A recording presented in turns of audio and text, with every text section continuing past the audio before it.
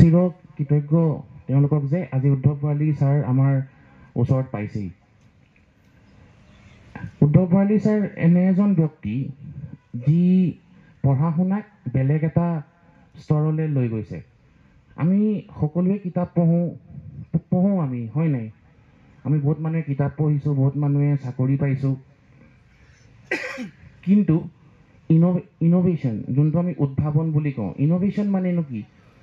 এটা বিষয়বস্তু বা যিকোনো এটা বস্তুৰ আমি সমাজত বা মানুহৰ মাজত নতুনত্ব অনা আৰু চলি থকা কিছু সমস্যাৰ আমি সমাধান অনা, সেই দিশটো বা সেই অনুসন্ধান কৰা মনটো সকলো ব্যক্তিৰে নাথাকে।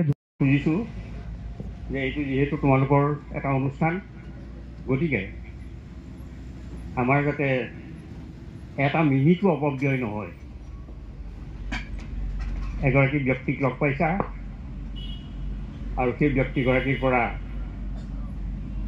যাৱতীয় যিখিনি কথা তোমালোকৰ মনৰ যি কৌতূহল, সেই কৌতূহল দমন কৰিবৰ কাৰণে তোমালোকে সৰ্বপ্ৰকাৰ চেষ্টা কৰিবা। আৰু আমাৰ ইয়াত বৰ বিশেষ অন্য কথা নাথাকে। সঞ্চালনানো আৰু কি কৰিম, সঞ্চালনা কৰিবলগীয়া ইয়াত বিষয় নহয়েই।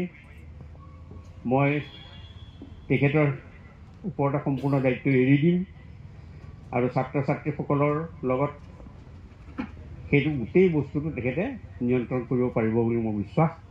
গতিকে মই সঞ্চালক হিচাপে আসন গ্ৰহণ কৰিছোঁ।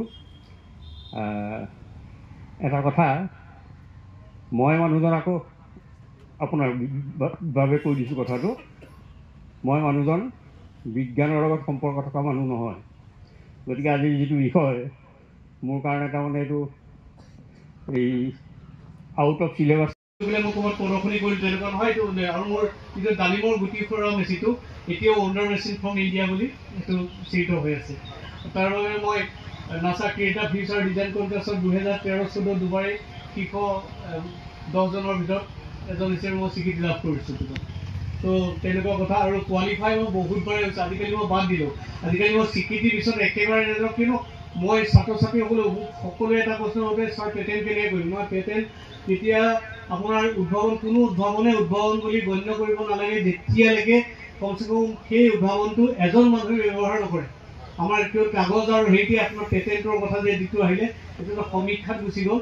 বহুত বস্তু সেইকাৰণে ৰাইজৰ মাজলৈ নাহে। তাৰমানে কি ৰাইজে ব্যৱহাৰ কৰিব নে নকৰিব সেইটো ডাঙৰ কথা নহয়, কিন্তু নিজৰ পদোন্নতি বা এনেকুৱা কাৰণত এইবিলাক বস্তু ব্যৱহাৰ হৈ আছে, যিটো ইয়াৰ এটা বেয়া দিশ। আপুনি যিটো স্বীকৃতিৰ কথা কৈছে, স্বীকৃতি মূলতঃ কিন্তু সৰ্বশেষত যি ব্যৱহাৰ কৰিব তেওঁ খেলিব। আৰু তেওঁ এতিয়া চাওক, মোৰ লাষ্টত এটা প্ৰসাদ হোৱা এটা মেচিন বনাইছিলোঁ। মই আপোনালোকক কৈছোঁ মই তাৰ প্ৰচাৰ কৰিব খোজা কথাটো কৈছোঁ, তাক এতিয়াও মই ৰিন'ভেশ্যন কৰি আছোঁ। কথাটো কি হৈছে, প্ৰথমতে মই যিটো ইমান ভাল দৰ্শকৰ আগত মই কিবা এটা ক'ব পাৰিলোঁ। আৰু এই অনুষ্ঠানটো এই গ্ৰন্থমেলাৰ লগত অতি এই অনুষ্ঠান যিটো পাতিছে, তো সেইটো খুব মানে এটা বিশেষ তাৰ প্ৰাধান্য আছে। মানে সি বৰ সুন্দৰ এক অনুষ্ঠান সংযোজন এই গ্ৰন্থমেলাৰ লগত। মই সঁচাকৈ মই উপভোগ কৰিলোঁ আৰু যিটো গম পাইছোঁ সকলোৱেও উপভোগ কৰিছে। আমাৰ এটা আলোচনা হ'ল, আমি বিজ্ঞানৰ বিশেষ দৰকাৰী কিছুমান কথা পাতিলোঁ, ছাত্ৰ ছাত্ৰীৰ লগতো পাতিলোঁ। বিজ্ঞান যে এটা আপোনাৰ কিবা এটা আছুতীয়া বিষয় এটা নহয়, বিজ্ঞান আমাৰ জীৱনৰ দৈনন্দিন জীৱনটো যিটো সেয়ে বিজ্ঞান। ইয়াৰ পৰাই আমি সকলো শিকিব পাৰোঁ। আমি সকলো যিখিনি দেখিছোঁ সেইখিনি আন্তৰিকতাৰে চোৱাটোৱে হৈছে বিজ্ঞান, পৰ্যবেক্ষণ কৰাটোৱেই বিজ্ঞান আচলতে। সেইখিনি আমি আলোচনা কৰিলোঁ আজি, ভাল লাগিলে। এটা সুন্দৰ পৰিৱেশ আছিলে। মই মোৰ কৃতজ্ঞ ডিগবৈ প্ৰেছ ক্লাবৰ প্ৰতি, মই কৃতজ্ঞ ডিগবৈ আঞ্চলিক ছাত্ৰ সন্থাৰ বাবে প্ৰতি, আৰু মই কৃতজ্ঞ এই গ্ৰন্থমেলাসমূহ উদ্যোক্তাৰ প্ৰতি। মই এটা বিজ্ঞান মিউজিয়াম খোলাত মই ব্যস্ত হৈ আছোঁ, যিটো নেকি মই ছাত্ৰ ছাত্ৰীক মই প্ৰযুক্তি ডাইৰেক্টলি মই চব দেখুৱাব খোজোঁ। আৰু তেওঁলোকক এই 3 ঘণ্টাৰ ভিতৰতে মই তেওঁলোকক যিটো এক্সপ'জাৰ ভিজিটত যিটো যায় তেওঁলোকক লৈ গৈ মই এটা বিজ্ঞানৰ এটা সামগ্ৰিক এটা শিক্ষা মই দি দিব বিচাৰোঁ, প্ৰযুক্তি বিশেষকৈ উদ্ভাৱনৰ এটা শিক্ষা দি দিব বিচাৰোঁ।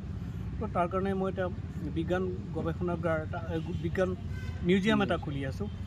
তাৰ কাৰণে কৰি আছোঁ কাম। আৰু 2 নম্বৰ মোৰ ইম্পৰ্টেণ্ট আৱিষ্কাৰ এইটোৱে ইম্পৰ্টেণ্ট হিচাপে লৈছোঁ, পথাৰত আপোনাৰ আমাৰ ৰোৱনীগৰাকীৰ তেওঁৰ এমপ্লয়মেণ্টটো নষ্ট হোৱাকৈ এটা ডিভাইচ, যিটো ডিভাইচে নেকি তেওঁ অতি সহজে ধানটো ৰুব পাৰিব। সেইটো কাৰণে মই লাগি আছোঁ অতি ল' কষ্টত। মই বিচাৰিছোঁ এইটো যাতে খেতিয়কে নিজে বনাই ল'ব পৰাকৈ যাতে মই কিবা এটা কৰিব পাৰোঁ। ইয়াত কোনো কমাৰ্চৰ মই ইনভলভমেণ্টটো মই বিচৰা নাই। মই তেনেকৈ ধৰণে সেইটোত লাগি আছোঁ। ঈশ্বৰে কৰিলে মই সেইটো কৰিব পাৰিমগৈ। কিমানখিনি আগবাঢ়িছে ছাৰ গম পাব? মই এতিয়া ক'ব পাৰোঁ এই কেতিয়াবা 99%টো আমি লাগি ধৰোঁ, কিন্তু তথাপি কৈছোঁ যে 30% মই আগবাঢ়িম। আৰু সেইটো একেটা বস্তু মই ট্ৰেক্টৰৰ ওপৰত থিয় হৈও সেইটো কৰিব পৰা ছিষ্টেমটো বনাম।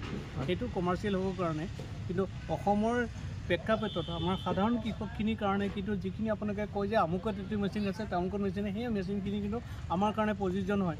মই বিচাৰিছোঁ মোৰ যিগৰাকী ৰোৱনী সেইখিনি কাম কৰি পেটে ভাতে মুকলা আছে, তেওঁ যাতে এমপ্লয়মেণ্টটো নষ্ট নহওক। তেওঁৰ হাতত মই এটা সহজ সুলভ এটা মই টেকন'লজি দিব বিচাৰোঁ। সেইটো ঠিক আছে।